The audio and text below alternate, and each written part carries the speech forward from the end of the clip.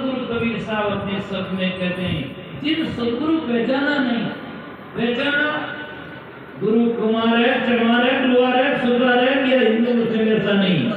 सदगुरु कहते क्या है और हम रहते क्या है? क्या हमने सदगुरु की बात को समझा नहीं समझा, या सदगुरु कहते वैसा हमारा जीवन में अनुसरण है या नहीं है? इस बात का आप अवलोकन करेंगे या तुलना करेंगे या गणित करेंगे तो बिल्कुल जाकर के उम्र का परित्याग जरूर करेंगे और इन भवसागर में आकर अपने जीवन में नाम करेंगे और बाद में जन्मेंगे में मरेंगे की कारण। तो इसलिए जिन सदगुरु पहचाना नहीं, तीनों लोग ठिकाना नहीं, तीनों लोकों में भी सदगुरु के बिना कोई ठिकाना नहीं है। सदगुरु कबीर साहब को कहते हैं, गुरु सगान संत सगान अंत सगाने नाम, कह कबीर इन जीव को तीन थोड़ी से विश्राम।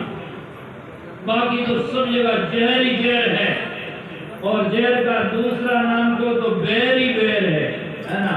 पूरी जगह में विकार भरा हुआ है। जो नर फर्क कर समझानो, इस मानव जन्म में आकर के यदि सदगुरु चीना नहीं, सदगुरु की शरण में जाकर अपने सिर भीना नहीं और उनके शब्दों में हमारा मन भीना नहीं, तो सोचो कि खरो कुकर सूखा ऊंट और गद्दों के समान ही है। और वो तो महात्मा पहले लिखे वो बोले, और यदि मैं पुस्तक में लिखूंगा तो मैं लिखूंगा ऊंट और गद्दों से कहीं और कम में, क्योंकि ऊंट और गद्दों में सब काम आते हैं और पैसा के पैसे ही चले जाते हैं, कुछ नहीं काम आता है। पशुओं का गोबर तक काम आता है, मनुष्य का क्या काम आता है? इसीलिए सदगुरु कबीर साहब को कहना पड़ा, मानो तेरा गुण बड़ा मासन आवे काल, हाड़न हो आवरणा तो जानी बाजन बात। हे मनुष्य, तेरा तो सिर्फ गुण ही बड़ा है, और यदि गुण ही नहीं है तो बिल्कुल पशुओं से ज्यादा आड़ा खड़ा है, कुछ नहीं है। बना बनाया मानवा बिना बुद्धि बेतुल, कहा लाले कीजिए जो बिना वास का फूल। बिना सुगंधि का फूल क्या है? यदि सुगंधि के बिना फूल है और मानव जन्म में यदि भूल है तो फिर कर्मों की झोल है, वो चादरा ओढ़ा हुआ कुछ नहीं करने का। इसलिए जो न कर समझानो जिनका ज्ञान समाना नहीं, और दिन भर में जो फिर आवे ताकू पैर बुलाना नहीं। एक आदमी सुबह निकलता है और शाम को घर आ जाए, गाय भैंस की कहीं भी घास खाती रहे, शाम को घर आती रहे, नो वांदा नो प्रॉब्लम, कोई तकलीफ नहीं, दूध की टाइम में घर आ गया। 84 दुनिया में भटकते भटकते मानव जन्म पाया, और यहाँ आकर के यदि हम सदगुरु की शरण प्राप्त कर लें और सदगुरु के ज्ञान में आ जाए तो कोई भूल नहीं है। आज मानव तन पायो, आज यदि हम समझ जाए तो काज हो जाएगा, और आज भूल गया तो जन्म जन्मांतर भूलता जाएगा। तो दिन भर में जो फिर कर आवे ताकू पैर बुलाना नहीं, अपने भगत को जो नहीं तारे ऐसा कोई साहिब दीवाना नहीं। ऐसे साहिब पागल है, साहिब पागल नहीं है। मैं तो साहिब पागल है, पर हमारा दिल्ली तो क्यों दागल है ना, उसमें जाकर के दाग लगा हुआ है, इसीलिए हम जाकर के उनको समझ नहीं पाते, उनके बनते नहीं है। यहाँ में मैं दूसरी बार आया हूँ, सुनो मैं कहता रहता हूँ, आदमी कहता है गुरुजी के सामने, गुरुजी सब आपका ही है, सब आपका ही है, और कागजा में देखे तो सब आपका ही है, गुरुजी का नामो निशान ही नहीं है ना।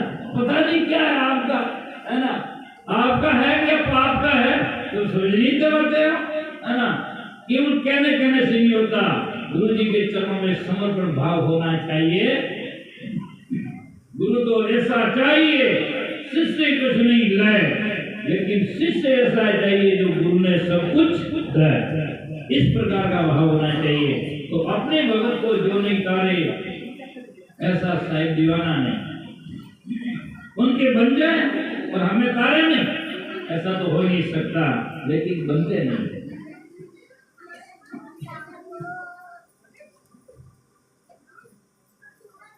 दिन भर में जो फिर करावे ताको कैद भुलाना नहीं, अपने भगत को जो नहीं तारे ऐसा शायद दीवाना नहीं। कपड़े वाला बैठने का एक छोटा उदाहरण देकर विराम देता हूँ। कैसा बचता है? कपड़े वाले व्यापारी की दुकान में एक दिन गुरुजी आप पहुंचे,